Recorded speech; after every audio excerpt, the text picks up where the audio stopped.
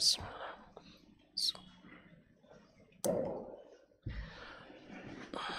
Assalamualaikum warahmatullahi wabarakatuh. Alhamdulillahi rabbil alamin. Wassalatu wassalamu ala ashrafil anbiya'i wal mursalin. Nabiyyina wa habibina wa sayyidina Muhammadin wa ala alihi wa ashabihi ajma'in. Wattabi'ina lahum bi ihsanin ila yaumiddin. Amma ba'du, fattaqullaha ayyuhal muslimun, fa innahu qad fazal muttaqun. Ya ayyuhalladzina amanu ittaqullaha haqqa tuqatih wa la tamutunna illa wa antum muslimun.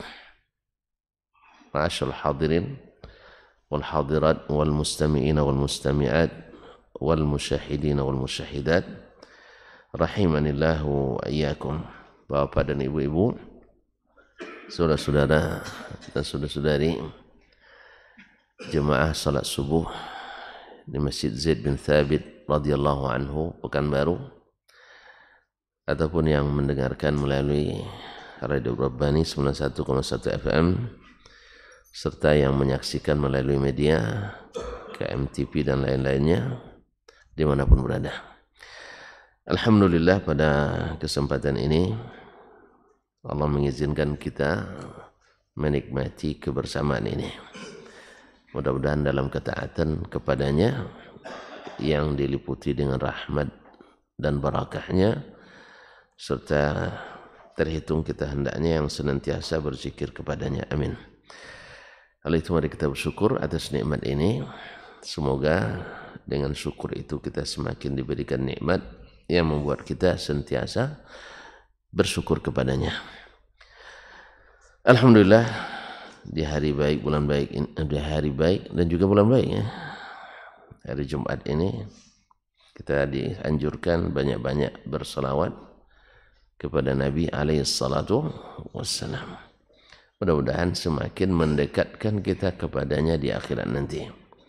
Aqrabukum ilayya manzilan yaumal qiyamati aktsarukum alayya salatan. Yang paling dekat nanti di akhirat, dekat denganku, di antara kalian ada yang paling banyak berselawat kepadaku.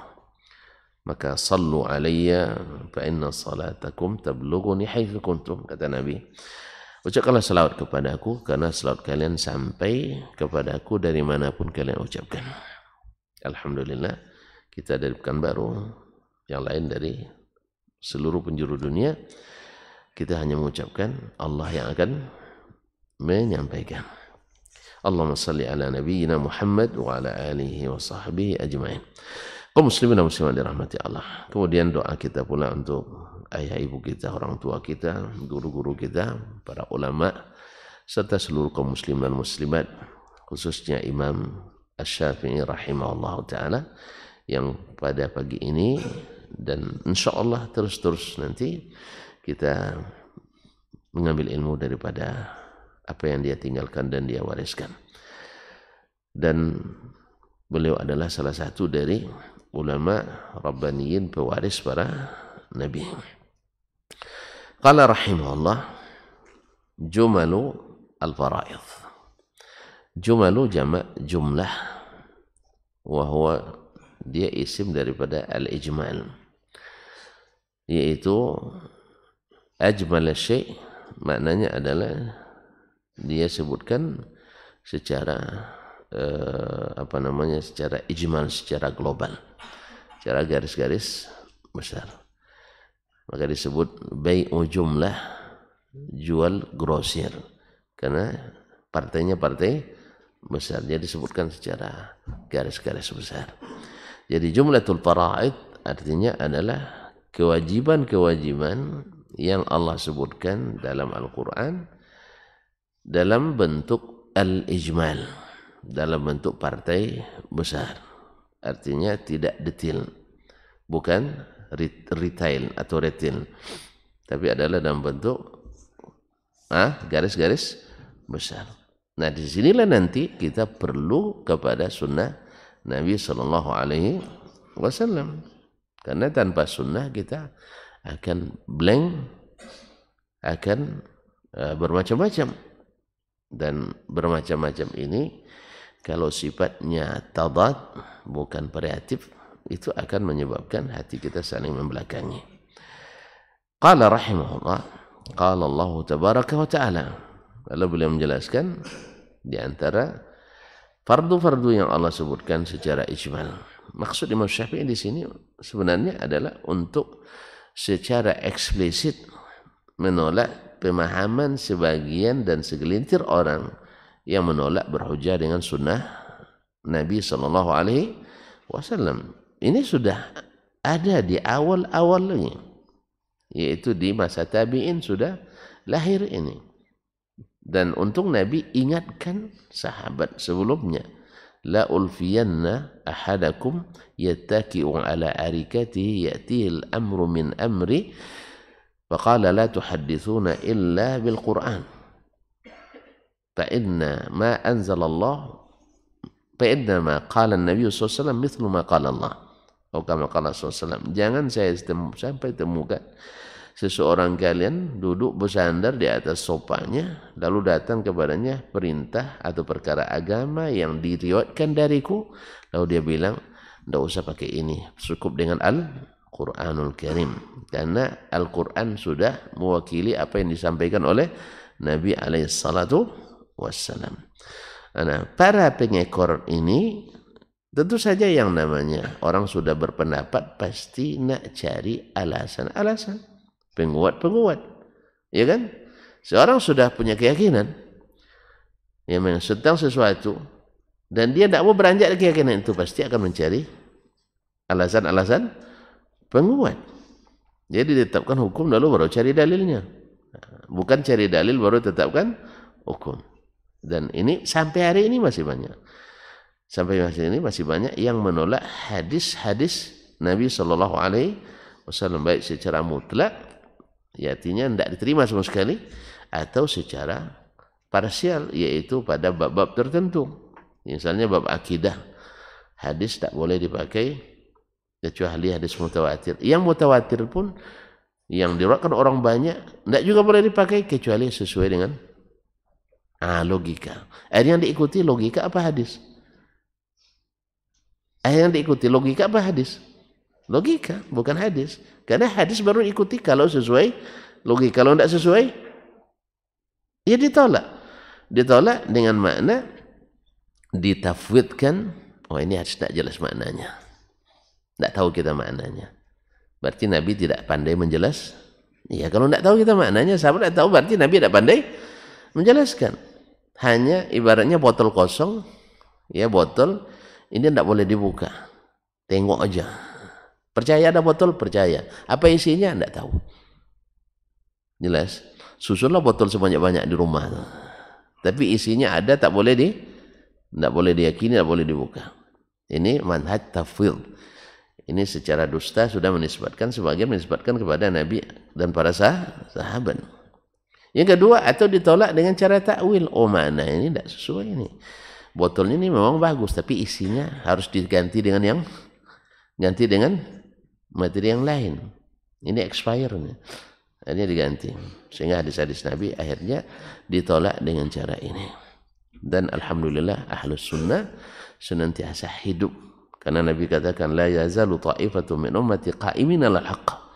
Akan tetap ada segolongan umatku di atas kebenaran. Tidak akan mereka tidak akan terfitnah oleh orang-orang yang merendahkan mereka, dituduh dengan tuduhan macam-macam. Memang pengikut para nabi itu tidak pernah bebas dari tuduhan, dan biasanya yang menuduh lebih banyak daripada yang tertuduh. Itu biasa, karena memang yang di atas hak itu kan ta'ifah, yang di atas kebatilan tawaif, ya. Yang di atas kebenaran itu firqah, satu. Yang memusuhinya firaq. Jelas ya? Yang mengikuti itu kebenaran itu jamaah. Yang menolak kebenaran itu jamaat. Nah, ketika ada yang bilang tidak ada satupun golongan Islam di dunia ini yang menolak perayaan ini kecuali satu. Kita bilang alhamdulillah. Mudah-mudahan yang satu inilah yang kebenaran itu. Karena yang benar di atas kebenaran itu cuma satu golongan. Ya, jadi jangan takut ya, jangan takut difitnah. Tapi kalau antum berbuat salah itu wajib takut itu. Makanya kaum muslimin dan muslimat ahlus sunnah itu tak pernah takut disalahkan. Salahkan aja lah. Tapi dengan dalil, insya Allah kita ikuti. Tapi kalau hanya dengan pikiran, ya semua orang punya pikiran. Antum IQ-nya 200, saya 250 misalnya nih. Saya belum pernah tes IQ. Takut nanti rendah IQ-nya jadi belum pernah ikut. Apa ada pernah? Nggak usah lah. Nggak usah lah nanti. Tinggi pun kita, nggak akan juga diakui oleh orang. Rendah apalagi. Ini yang saya takut, rendahnya ini yang saya takut. Ini apa indikasi IQ tinggi itu? Pandai bercakap, pandai nulis, banyak makan. Iya kan? Kapan ada tes-tesnya kan? Kebetulan yang dites orang yang itu spesialisasinya. Awak spesialisasi di hadis, tidak ada tanya hadis satu. Mana lulus kita? Rendah IQ kita dibuatnya. Kan ya? Sama lulus CPNS-nya, tanya Pak Dasman berjalan dari sini ke Dumai dengan kecepatan sekian. Ya, jarak sekian. Berapa? Ini itu yang ditanya kau. Awak dah jam hitung-hitung itu. Dia membuka usaha dengan modal 1 miliar misalnya. Habis itu selama 10 tahun naik untungnya menjadi 15 miliar. Berapa keuntungan Pak Dasman selama 1 detik? Awak megang miliar tak pernah dengok aja nya. Iya tuh, akhirnya mana lulus? Jurusan di hadis, tanya matematika, ditanya biologi, tanya astronomi. Antu orang lain yang tinggi IQ, awak rendah jadinya. Akhirnya kita balik pula nanti orang tuh kita tanya tentang hadis, ma illatu hadzal hadisnya. Nah, rendah IQ-nya nanti di situ. Makanya saya tidak usah percaya dengan tes IQ. Makanya saya takut tes juga Pak. Kecuali saya pastikan yang tesnya profesor hadis nanti yang tahu hadis, ya tidak apa-apa. Berani juga maju. Jelas? Alhamdulillah. Tanya nanti ketebalan kulit, kulit ari itu Pak dokter ahli biologi yang tahu nanti. Dia yang tinggi IQ nanti. Ya Pak ya. Jarak dari bumi ke matahari berapa? Ada lupa lagi kan? Allah musta'an. Tayyib kaum muslimin dan muslimat dirahmati Allah. Jadi masih ada, maka Imam Syafi'i rahimahullah ya ingin ini semuanya sebenarnya datang tulisan imam ini karena ada sesuatu yang rusak di masyarakat. Jadi dia ingin kembalikan kepada yang benar itu. Makanya di zaman kan masih ingat kan di zaman sahabat mereka tidak perlu ilmu usul fikih ini karena belum rusak usul fikihnya. Mereka di zaman mereka tidak perlu ilmu qawaid lughah Arabiyah, kaidah bahasa Arab, karena bahasa Arabnya masih bagus menurut kaidah. Makanya semakin banyak ilmu alat bukan semakin hebat, itu semakin banyak rusak kita. Jadi semakin banyak. Coba tengok spesialis dokter, semakin banyak karena semakin banyak semakin banyak penyakit. Ketika penyakit tidak banyak spesialisnya. Ustaz ya? Sama juga ahli bangunan atau arsitektur sekian banyak juga spesialisnya karena semakin banyak bangunan yang runtuh. Bukan, semakin banyak aksesoris yang diinginkan. Ya tak? Nah, oleh Muslim. Baik, kaum muslimin dan muslimat dirahmati Allah. Qala jumalul faraid, qala Allah tabaraka wa taala, Allah Subhanahu wa taala berfirman, inna salata kanat alal mu'minina kitaban mawquta. Sesungguhnya salat itu wajib terhadap orang beriman dalam waktu yang ditentukan. Kitaban, kewajiban yang ditentukan waktunya. Cuman mana waktu itu?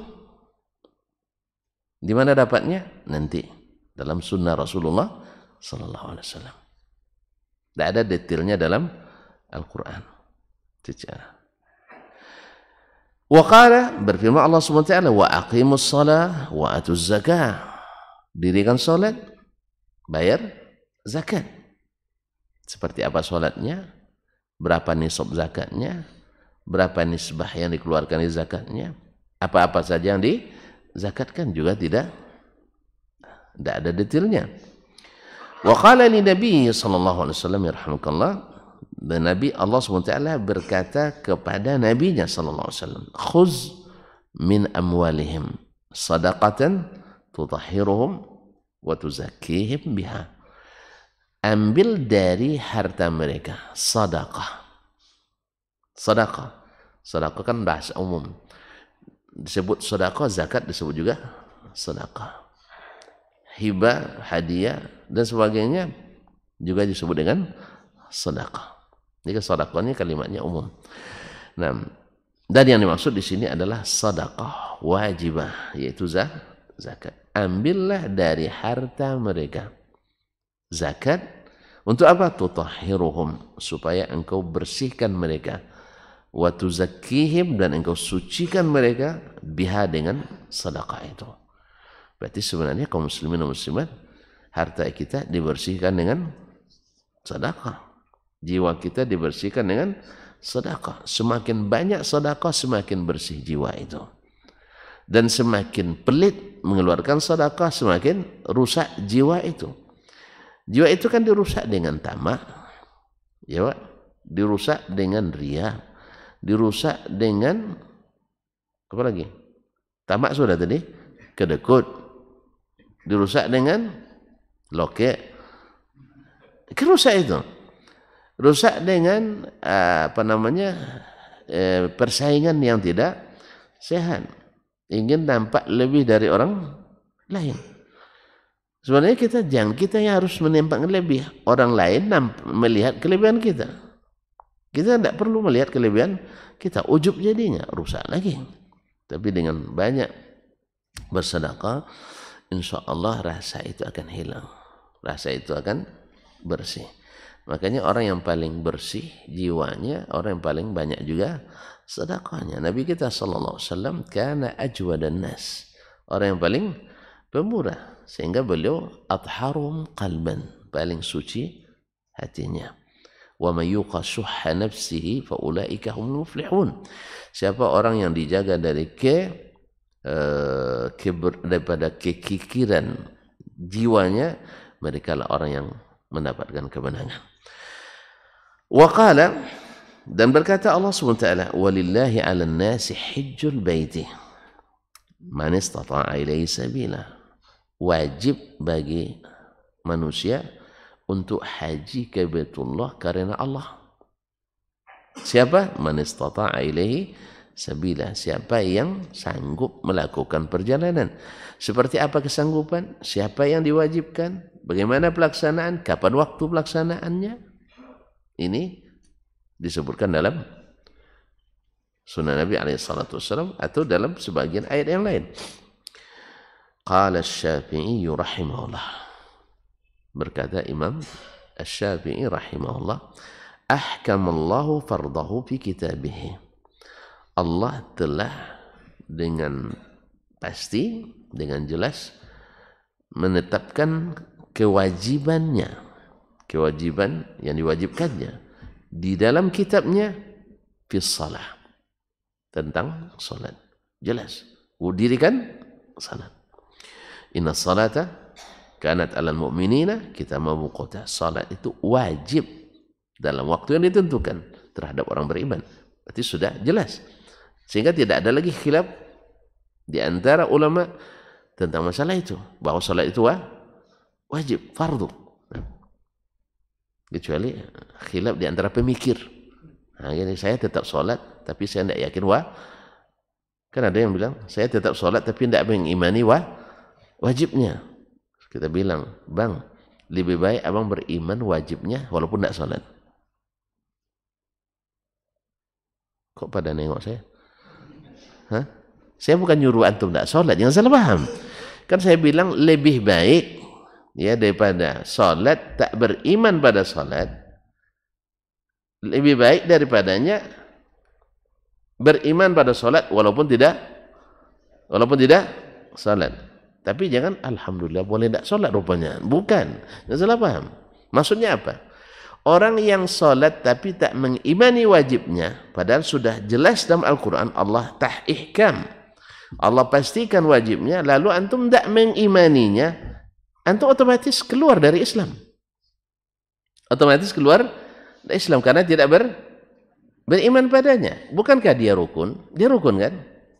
Orang yang menanggalkan rukunnya, menanggalkan rukun Islamnya, hilang tak Islamnya?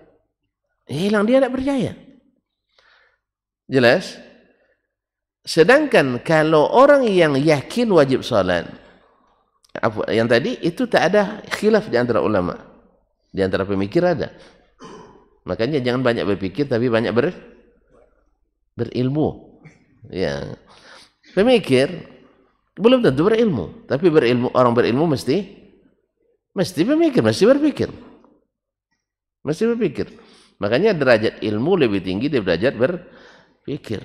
Tapi di zaman kita kan banyak pemikir, sehingga pemikir lebih dihargai daripada pemikir lebih tinggi nilai pada ulama. Buktinya artikel lebih tinggi nilainya daripada buku yang ditulis ulama. Ya. Antum tulis artikel isinya pemikiran, lebih dihargai, lebih tinggi kredit poinnya daripada ilmu yang antum tuliskan. Ya, tulis nanti ta'zimus shalah, mengagungkan salatnya, sebutkan dalilnya. Ini nilainya paling tinggi cuma 20 ya. Tulis artikel pemikiran tentang salat. Nah, itu nilai 40 grade poinnya. Jelas? Enggak jelas nampaknya. Enggak usah antum tahu, kami aja yang tahu. Biar kami aja yang rasakan. Berat ini, antum takkan sanggup. Nah, kaum muslimin dan muslimat dirahmati Allah. La haula wala quwata illa billah. Jadi apa tadi? Salat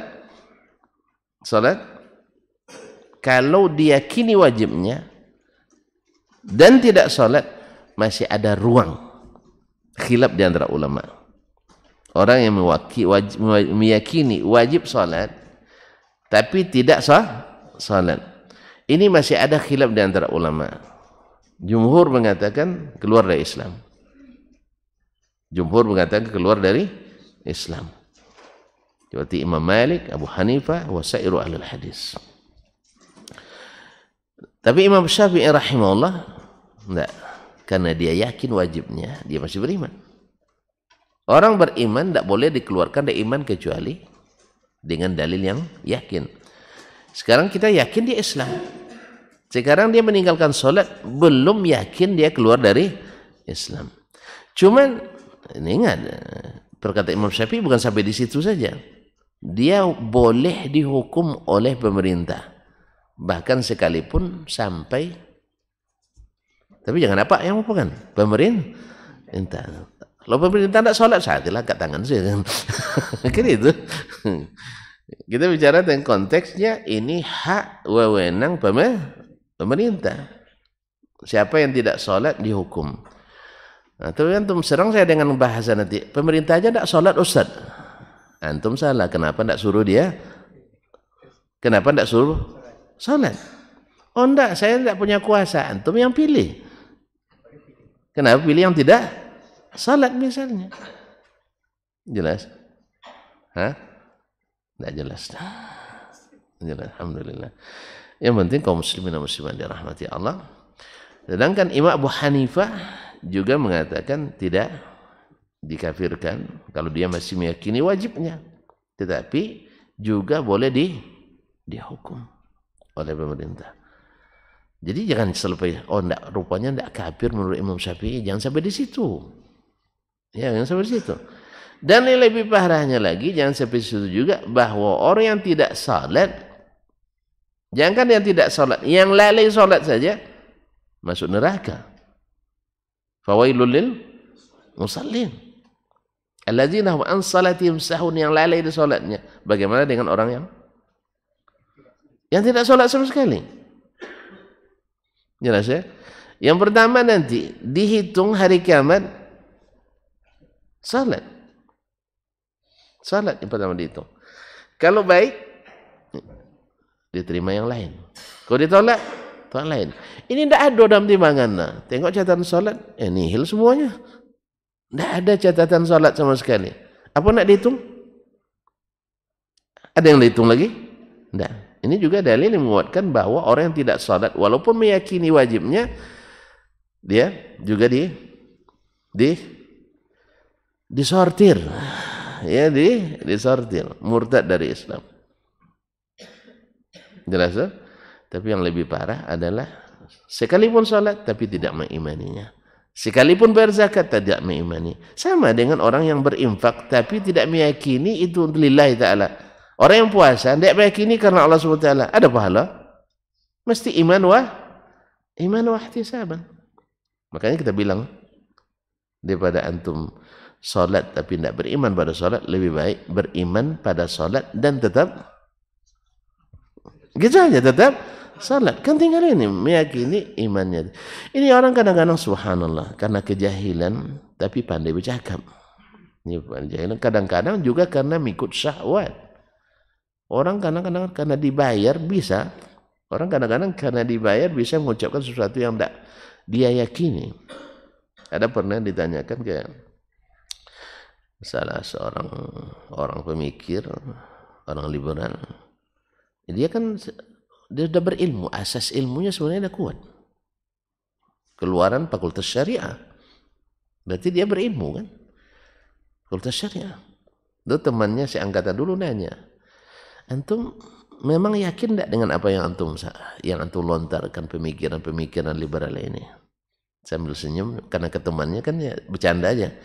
Cari duit kan. Jadi tidak dengar tadi. Cari duit. Ya tidak boleh keras-keras lah, kedengaran orang nanti. Nah, cari duit katanya. Karena kabarnya dia dapat bayaran hanya lebih kurang $3.000 sampai $4.000 sebulan. Ada yang mau kasih? Tidak ada ya. Nah, oleh sebab itu kaum muslimin, ada sebagian orang yang memang disuruh mengatakan sesuatu yang sebenarnya dia tidak imani. Ada. Sehingga akan menuduh orang lain juga seperti itu. Antum kalau menyampaikan sesuatu karena ada tendensi mendapatkan sesuatu di belakangnya, akan cenderung menuduh orang lain juga seperti itu. Karena kita seperti itu. Makanya pepatah Arab mengatakan iza sa'a fi'lul mar'i sa'at zununuhu. Bila seseorang itu perbuatannya buruk, pasti buruk sangkanya. Pasti buruk sangkanya pada orang lain. Nasallallahu alaihi wasallam. Nah, Allah SWT telah memastikan, menguatkan kewajiban dalam masalah salat di dalam kitabnya. Waz-zakah juga dalam masalah zakat seperti dalam ayat tadi. Khudz min amwalihim sadaqatan. Wal haji, demikian juga dalam masalah haji, walillahi 'alan nasi hajjul baiti, dalam ayat yang disebutkan oleh Imam tadi. Wa bayyana kaifa faradu 'ala lisani nabiyhi. Di sana disebutkan secara garis besar, tetapi Allah yang jelaskan bagaimana kewajiban itu dilaksanakan melalui lisan nabinya. Berarti keterangan nabi dari Allah juga menurut keyakinan Imam Syafi'i rahimahullah. Jadi oleh sebab itu Imam Syafi'i ingin katakan kepada kita, wallahu alam, kalian kalau beriman pada Quran mesti beriman pada sunnah. Sebab apa? Keterangan Nabi dalam sunnah itu juga dari Allah Tabaraka wa Ta'ala. Jelas? Kan sudah berkali-kali diingatkan bahwa taat kepada Rasul sama dengan taat kepada Allah. Menerima Rasul sama dengan menerima dari Allah. Dan tidak ada jalan bagi kita yang namanya muslim dan muslimah kecuali mengikuti Rasulullah. Ini yang harus diulang-ulang oleh beliau. Karena di zaman beliau lahir orang-orang yang tadi menolak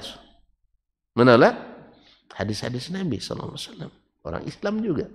Karena banyak orang yang masuk Islam bukan karena keinginan, tapi karena ingin menyelamatkan diri. Bukan dipaksa, tidak.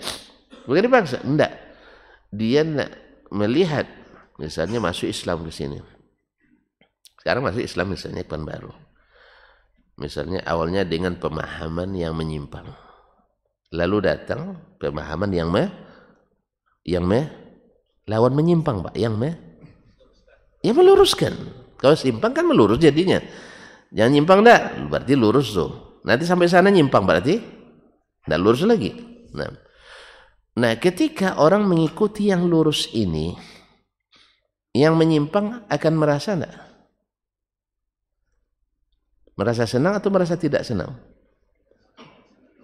Merasa senang. Sekarang orang beragama mengikuti kebiasaan dan tradisi misalnya, yang bertentangan dengan dalil dan sunnah Nabi.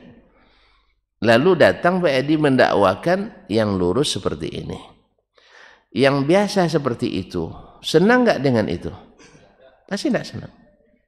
Ini masih dalam lingkup internal inter umat beragama. Saudara kita, ketika kita luruskan, ya biasanya dia takbir begini misalnya kan, kalau kita takbir tuh begini atau begini gitu ya, langsung dia terima. Kenapa enggak? Kamu baru lahir. Gitu kan, kamu baru lahir. Saya ketemu dengan Buya Godang dulu, guru saya katanya. Kamu baru dapat satu hadis. Guru saya dulu dapat seperempat hadis. Pokoknya banyak alasannya, pasti ada. Itu di internal kita. Apalagi di eksternal. Awalnya mohon maaf, negeri itu mungkin dulu dikuasai oleh orang Majusi. Seperti di Persia dulu, kan orang Majusi penyembah api. Jelas? Tiba-tiba masuk Islam. Banyak yang masuk Islam. Ada enggak jiwa-jiwa yang sakit melihatnya? Ada yang jiwa-jiwa yang sakit melihatnya? Banyak. Akhirnya mereka nak melampiaskan dendamnya masuk Islam. Pahamnya? Masuk Islam. Akhirnya masuk diikuti dengan tujuannya merusak Islam dari dalam. Disinilah lahir pemikiran-pemikiran ingkar sunnah itu. Dia namanya misalnya Ibrahim bin Bishr An-Nadham. Kan bahasa Arab semua tuh. Ibrahim, ingat kita nama Nabi Ibrahim Al-Khalil alaihissalam. Bin Bishr, Bishr artinya penggembira, menyenangkan. An-Nadham, banyak aturan, banyak membuat aturan atau banyak membuat nadham, yaitu syair sebagainya. Kemudian selalu di masjid. Masya Allah, anak saya ingat atau diceritakan oleh beberapa orang guru, profesor, pentolan sekularisme di Indonesia ini, subhanallah, ini pentolan sekulernya. Bahasa sekarangnya lebih vulgarnya liberal, cara pikirnya. Beliau itu subhanallah masuk kantor selalu sebelum jam buka kantor. Dan ke masjid sebelum azan. Tentu orang kan melihat seperti itu kan. Melihat, Masya Allah, zahirnya, syiarnya luar biasa. Tapi ternyata imannya bermasalah. Sama tadi, saya tetap sholat tapi tak.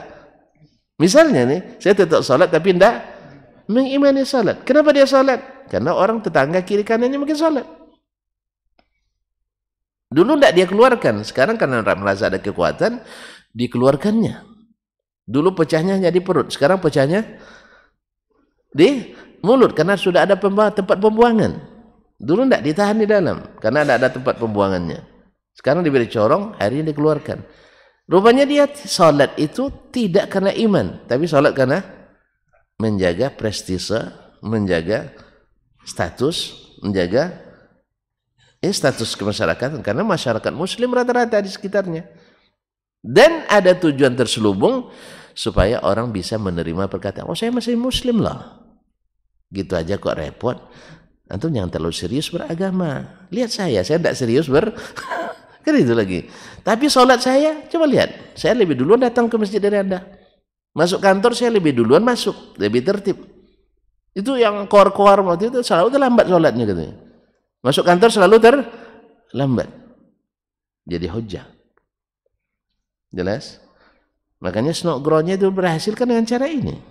Jadi syekh dia, jadi kiai haji, pergi ke Mekah. Nah, dan orang kita kan umat Islam ini kan selalu menerima dengan lapang dada siapapun yang masuk ke dalam. Ya kan? Kalau dia terhormat sebelum masuk Islamnya, masuk Islam kita hormati. Betul kan? Ini seorang profesor, orientalis masuk Islam, kan? Memproklamirkan Islamnya, asyhadu alla ilaha illallah wa asyhadu anna Muhammad Rasulullah. Ini orang besar asalnya. Lalu dia datang ke Mekah, tentu kan namanya sudah diketahui oleh Rasulullah, dimuliakan oleh pemerintah Mekah, Arab Saudi waktu itu, dimuliakan, diberi tempat, diberi kebahasan dan sebagainya. Hati kan kita tidak punya alat detektornya. Kan ada kan? Ada alat detektornya. Makanya pengukur riya dan ikhlas belum ada alatnya. Karena ada makanya. Munafik tidak bisa kita deteksi dengan ini, cuma tanda-tanda. Akhirnya dengan kemunafikannya itu berhasil memporak-porandakan ruh jihad daripada para pejuang kita dulu, sehingga Belanda berhasil memasuki Aceh setelah 35 tahun bertahan dengan jihad. Tapi setelah dipecah dengan pemikiran-pemikiran, saya bangga sebagiannya anti jihad. Padahal syekh juga. Karena ada syekh ini yang mempengaruhi. Jelas muslimin? Jadi ada pihak-pihak lain yang memanfaatkan kelemahan-kelemahan pemikiran sebagian kaum muslimin, akhirnya dia jadi orang besar dalamnya. Maka Imam Syafi'i rahimahullah ingin tunjukkan kita, kalian tidak bisa melaksanakan Quran kecuali dengan sunnah Nabi alaihi salatu wassalam. Fa akhbara Rasulullah sallallahu alaihi wasallam anna adad as-salawatil mafrudati 5. Lalu datang Nabi sallallahu alaihi wasallam menjelaskan bahwa jumlah salat yang fardu itu 5. Taib. Wa akhbara anna adad az-zuhri wal 'asri wal 'isya'i fil hadari 4. Kemudian beliau jelaskan pula bahwa jumlah rakaat zuhur dan asar serta isya dalam kondisi tidak musafir 4 rakaat. Di mana dapat?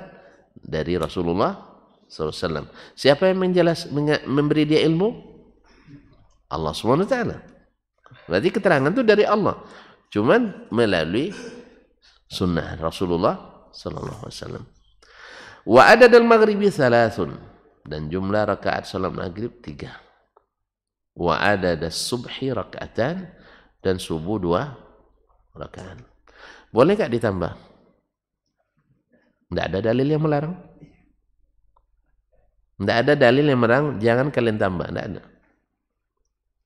Ini kan sebagian bilang, apa dalil yang melarang saya mengada-ngada amalan ini? Kan baik ini. Salat kan baik. Tambah aja.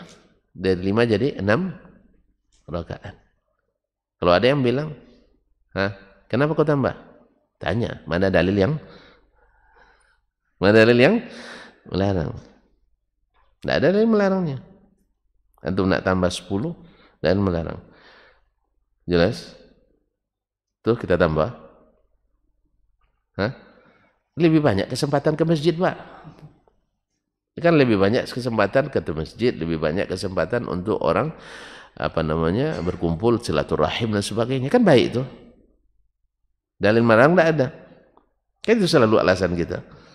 Dalil yang melarang adalah al-yawma akmaltu lakum, sambung, al-yawma akmaltu lakum dinakum wa atmamtu alaikum ni'mati wa raditu lakumul Islam madinah. Islam yang di zaman Nabi itu sudah diridai Allah. Yang di luarnya tidak ada ridha Allah kepadanya. Dan dalil-dalil lain yang senada dengan itu. Wasanna fiha kullaha atau kulliha qira'ah. Kemudian Rasulullah SAW jelaskan pula sunnah dalam seluruh salat itu ada, maksudnya dalam setiap salat itu ada bacaan. Ada bacaan. Wasanna annal jahra minha bil qira'ati fil maghribi wal isya'i was subuh. Dan dia sunahkan pula bahwa yang dijaharkan qiraahnya, bacaannya adalah pada salat maghrib, isya dan subuh. Maghrib, isya dan subuh. Wa annal mukhafatata wal bil qiraat fi dhuhri wal asr, dan dibaca secara lirih atau secara sir di waktu zuhur dan asar. Nah gimana? Sekarang kita balik aja. Kita jadikan zuhur jahar, asar jahar, maghrib sir. Kan tidak ada juga dalil yang melarang. Kalau dicari nanti secara harfiah, letterlek, jangan sholat zuhur kecuali dengan bacaan yang tidak ada. Larangan tidak ada. Makanya kalau bahasa ini yang dipakai, semua aturan agama yang akan kita rubah. Semua aturan agama ini kan kita rubah.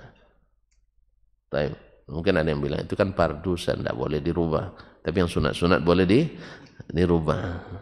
Ya syariat itu satu kan.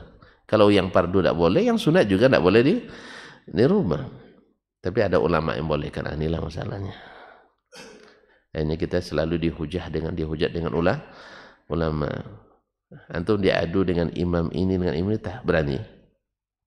Pak, antum diadu dengan Imam Ibnu Hajar berani. Imam Suyuti berani. Terus kita angkat tangan. Kan gitu ya? Lebih paham lagi antum dari Ustaz Imam Suyuti. Atau itu segan, kita tidak mungkin kena berani mengatakan lebih paham dari Imam Suyuti. Ya Pak, kalau gitu ikut aja lah Imam Suyuti, tinggalkan Nabi Sallallahu Alaihi Wasallam. Masalah gitu. Subuhannya di sini besarnya. Bahkan mungkin ramai pula ulama yang merekomendasikannya. Seperti hari inilah. Sesuatu yang dulu di zaman ulama dulu nggak ada misalnya. Ada di zaman kita. Kan berselisih kita kan. Sebagian besar ustadz membolehkan. Sebagian kecil melarang. Betul kan? Iya. Dari seluruh golongan Islam hanya satu golongan yang tidak boleh kan. Gitu ya. Iya, dari seluruhnya hanya satu yang tidak boleh kan. Selainnya mendukung. Begitulah kejadiannya. Setiap zaman itu seperti itu. Yang mendukung subuhat lebih banyak daripada yang istiqamah dan sabat. Khususnya zaman-zaman mutaakhirin. Karena zaman dulu orang terpaut dengan nas, dengan dalil lebih banyak daripada yang ikut pemikiran. Di zaman belakangan orang lebih banyak mengikut cara berpikir daripada mengikuti cara Nabi Sallallahu Alaihi Wasallam. Maka tidak heran kenapa lebih banyak yang mendukung daripada yang tidak. Karena apa? Karena syubhat lebih akrab dengan kita daripada al-adillah wal hujjah, dalil dan hujjah. Dalil ada tapi dipalingkan, ditakwilkan. Dalil ada tapi dipelintir dan dibelokkan. Semuanya bisa dijadikan. Ma'asyarul kiram dirahmati. Karena kelemahan beragama kita. Taib. Wasanna annal fardha fid dukhuli fi kulli salatin bitakbir. Lalu Nabi sunnahkan pula bahwa masuk memulai salat, setiap salat dengan takbir, namanya takbiratul ihram. Ini tidak ada dalam Quran. Wal khuruj minha bitaslim. Dan selesai salat dengan cara mengucapkan salam. Sekarang boleh tidak kita robah Pak Edi? Kita mulai dengan Assalamualaikum warahmatullahi. Boleh tidak? Nah, nanti setelah selesai Allahu Akbar, Allahu Akbar. Boleh tidak? Kenapa tidak boleh? Tidak ada dalil yang melarang. Ada hadis yang melarang. Jangan kalian mulai salat dengan salam. Jangan akhiri dengan takbir. Ada dalil yang menyatakan begitu? Yang enggak ada. Maka selalu begitu. Mana dalil yang melarang? Kita tanyakan. Ayo rubah saja kalau berani. Kan itu. Cuman alhamdulillah untung ya saudara-saudara kita yang suka merubah-rubah itu beraninya di yang sunat-sunat. Kalau sempat yang diwajib-wajib bahaya kita. Untungnya, tapi sudah ada yang mulai yang berani nak merubah yang wajib. Misalnya sholat pakai bahasa. Nah, dah mulai ada yang berani. Dah mulai kan? Tapi tolong jangan diikuti. Nah, dah mulai ada yang berani merubah yang wajib. Salat dengan bahasa. Sudah ada salat apa namanya kemarin yang jungkir balik itu apa namanya? Hah? Ya, tidak ada yang tahu. Syukur antum tidak tahu. Ya syukur. Kan ada yang apa? apa namanya? Saya pun tidak tahu, tapi memang yang lakukan anak-anak memang kan. Subhanallah. Kemudian sudah ada yang juga membuat sholat hanya 3 waktu, ada juga. Tidak usah tahu loh Pak ya. Yang penting, ya alasannya tadi mana dalil yang melarang. Tapi alhamdulillah sebagian besar memang di bagian yang sunat-sunat, nambah di yang sunat, merubah di yang sunat. Kalau yang wajib alhamdulillah masih ada, masih warnanya. Tapi ini bibit ini mulai bibit. Kita khawatir bibit yang kecil ini yang sunat nanti merambah ke yang wajib. Oleh sebab itu kita jangan ambil bibit ini, ambil aja bibit yang unggul, jangan ambil bibit-bibit yang apa namanya, bibit iya bibit yang apa, yang penting asal tumbuh saya tidak. Kita ambil bibit yang unggul. Karena apa? Unggul sebatang daripada yang tidak unggul 5 batang, kalah yang 5 batang tuh. Iya kan? Ya kenapa antum ambil yang KW nama tadi Pak? Ada juga bibit KW ya. Nah, ambil bibit KW. Kadang-kadang harganya sama. Bahkan mungkin KW itu lebih banyak, tapi hasilnya dikit. Hasilnya dikit. Makanya biasakan yang ambil yang berkualitas, super quality. Nah, yang langsung diajarkan oleh Nabi Shallallahu Alaihi Wasallam. Dan hindari yang KW-KW itu. Walaupun memang pada umumnya kita suka beli yang, karena itu daya beli kita rendah masalahnya. Di tempat-tempat yang pendapatannya tinggi, daya beli tinggi, mereka lebih suka yang asli original. Tapi ketika daya beli rendah, kita ambil yang KW. Makanya kalau kita sudah ngaji, tahu mutu, tahu kualitas, kita akan menghindar dari yang KW itu. Kita akan utamakan kualitas. Benar dalam suatu rapat dengan dengan ahli dan pakar, misalnya nak ganti kubah masjid ini misalnya, saya tanya kalau diganti kubahnya dengan yang baru, yang berkualitas, berapa nilai duitnya? Dijawab olehnya waktu itu 7,5 miliar. Saya tanya lagi, 7,5 miliar tahannya berapa tahun? Garantinya bisa sampai 25 tahun. Kalau kita perbaiki, tambal-tambal, tumbuk-tumbuk, ya berapa harganya? 2 sampai 3,5 miliar. Berapa lama tahannya? Sebenarnya tidak ada garansi, tapi paling lama 3 tahun. Kalau Bapak Edi sebagai pimpinan proyek, pilih yang mana? Yang 7 miliar. Itu semazhab gitu ya. Tapi mazhab kebanyakan tidak Pak. Kebanyakannya pilih yang efisiensi anggaran. Walaupun ujung-ujungnya nanti berlebih anggaran. Kalau saya tidak. Coba dengan 7 miliar tahan 25 tahun, 20 tahun jadilah, 10 jadilah. Kalau dengan 3,5 miliar tahannya 3 tahun, kadang tidak sampai 2-3 bulan dah bocor lagi. Cuma itulah yang seperti kita ini tidak akan pernah jadi pemimpin karena tidak efisien. Nah, makanya Bapak tidak akan bakal jadi wali kota. Tidak akan. Saya tidak akan bakal jadi bupati. Jelas? Bapak boros. Negara ini harus efisien.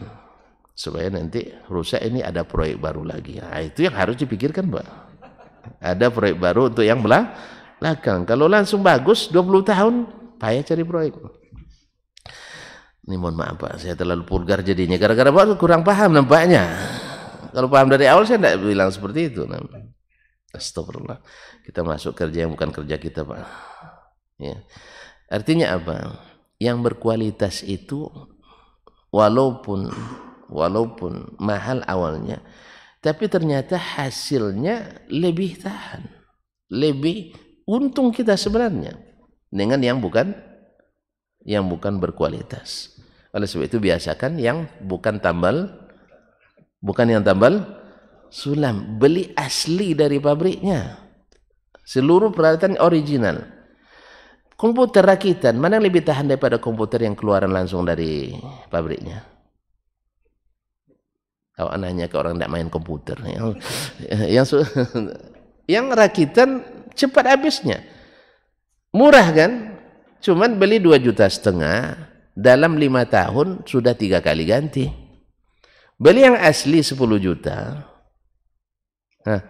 dalam 15 tahun tidak diganti. Mana yang rugi jadinya? Beli rakitan. Oleh sebab itu biasakan beli yang asli. Kalau antum mampu, kalau tidak mampu, jangan dipaksakan. Tunggu sampai nabung dulu. Nabung ilmu dulu, pahami dan seterusnya. Ini sebenarnya kalau ini kita bisa bersabar, insya Allah kita jadi umat yang bermutu. Cuman karena kalau kita tidak sabar, itulah tadi. Yang penting asal jadi murah meriah. Akhirnya ketika dihisab, dihitung keuntungan, banyak ruginya daripada untungnya. Allah musta'an. Semoga Allah SWT jadikan orang yang istiqamah. Taib. Barangkali sampai sinilah dulu ya. Yaitu wal khuruj min al-tasbih wa annahu yu'ta fiha bi takbir thumma qira'atin thumma ruku' thumma sajdatain ba'da ruku' wa ma siwa hadha min hududiha. Kemudian dimulai takbir, setelah itu qira'ah membaca Al-Fatihah dan surat, kemudian ruku', kemudian i'tidal, kemudian sujud setelah ruku'. Tidak boleh sujud sebelum ruku' dan seterusnya. Wa ma siwa hadha min hududiha, dan yang lain-lain aturan yang sudah ditetapkan. Walaupun tidak ada larangan untuk merubahnya, kita tidak boleh merubah. Dalil khusus maksud saya, bahasanya jangan kalian rubah, kan ada. Tapi Nabi katakan inilah salat yang diinginkan Allah Subhanahu wa taala, jangan dirubah. Jangan dirubah. Wallahu taala alam. Wassallallahu ala nabiyina Muhammadin wasallam. Insyaallah kita sambung pada pertemuan pekan depan. Wabillahi taufiq wal hidayah. Aqulu qawli hadza wa astaghfirullah li wa lakum fastaghfiru innahu kana ghafurur in kana lil abina ghafura. Wa subhanakallah bihamdik asyhadu an la ilaha illa anta astaghfiruka wa atubu ilaik. Wassalamualaikum warahmatullahi wabarakatuh.